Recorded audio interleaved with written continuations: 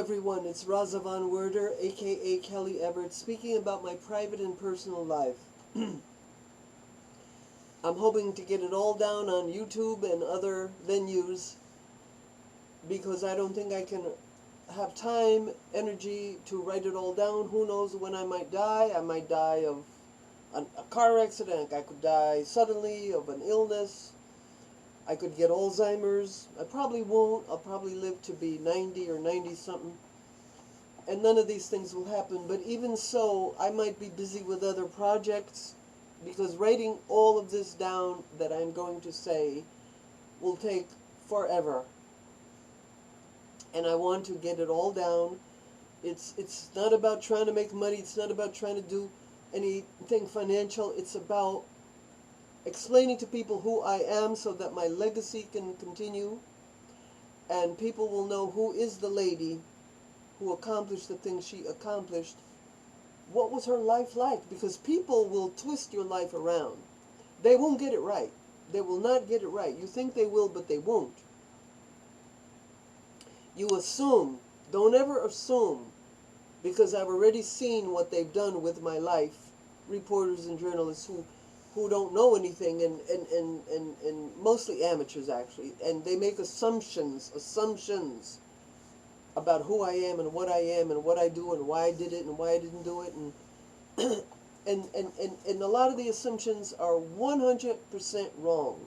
100% wrong.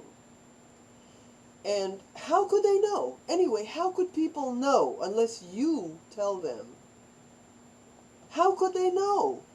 If you want your life to be remembered the way it really was, you have to put it down in detail, as minute details as possible, because they will misinterpret even already some things I already said. I got letters that misinterpreted what I said already. So you have to say things, you have to repeat them again and again, you have to explain them again and again. Sometimes you have to explain a thing from several different points of view, so people will understand what did the person say, what did they really mean. And you say, I mean this is what I mean, here's an example of what I mean, this is what this word means, this is what this phrase means, this is what I mean, this. Okay? So that's what I'm trying to do. Now I have a lot of notes because I kept, in the last couple days, I kept remembering some things are a little bit funny. I was talking about Marius Bernatas, my mom's, how he went crazy at the end, and he lived in this little room, and I'll just wrap it up on him, then go to the next subject. He did some evil things. He hit pregnant animals on the farm because he had this, I think, hostility and anger about my mom getting pregnant and getting him into trouble. Because he got into a lot of hot water with my mom. He suffered a lot. He got beat up. He got taken to court. All kinds of stuff. And he worked like a dog. He worked worse than a dog. He worked harder than a dog. Dogs don't usually work. But so now it was eerie sometimes when he'd be in the winter, especially with all the snow. He'd be in the garage and he'd start playing the piano. It was like the Phantom of the Opera, because the sound would reverberate. You know what I mean? It would reverberate. It was like da da da da da da da da da da, like Bach staccato in D. I'm not used to singing too much. He eventually got himself a place to live, moved out of the garage, and a year or two later, or 3 years, I don't know when it was, I saw him on the street. The poor man had no teeth. He was just walking down the street, forlorn in Freehold. Forlorn, lost, and he greeted us like we were the second coming of Christ, us kids. And I pitied him. I always pitied the man. I always pitied him. I always liked him, always pitied him. He, what karma did he make to have deserved some of the sufferings he went through. Now here's an interesting anecdote. No deodorant for Rasa. I was now 12 years old, or going close to 12, and I was sweating, especially under my arms. And you know, when your underarms sweat, they smell. And I was afraid to ever ask my mother for anything because she was so cruel to me. But I said, Mother, I'm sweating and my underarms are smelling, or something like that. Could you please buy me a deodorant? She didn't say anything, but I didn't know if she would or not. But it's kind of important for a young person to look good, to smell good, not to stink. So I had to ask her. We didn't have a lot of money. And deodorants are expensive, but I had to have a deodorant. So she went shopping and she came home. And I was scared.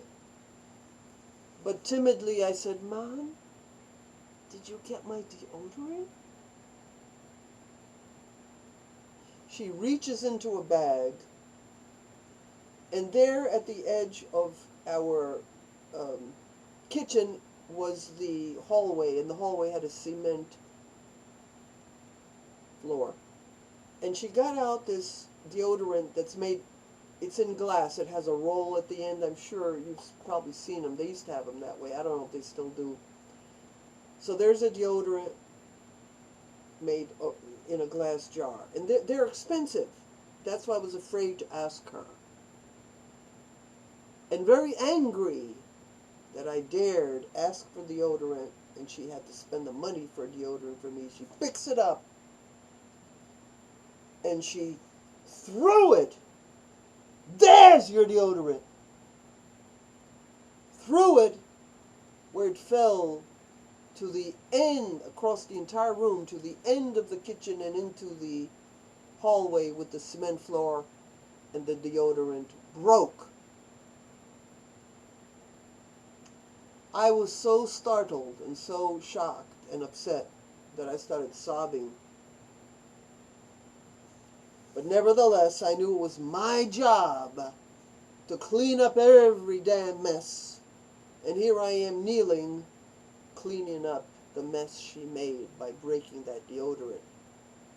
She was so angry that she'd rather lose that money that she had to spend than give me the deodorant and say, God bless you, daughter.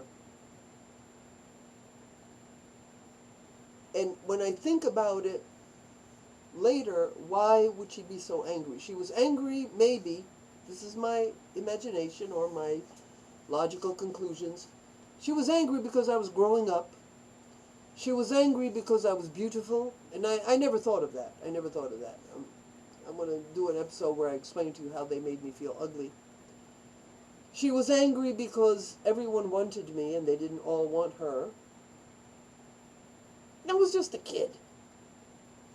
But a gorgeous kid and a sexy kid.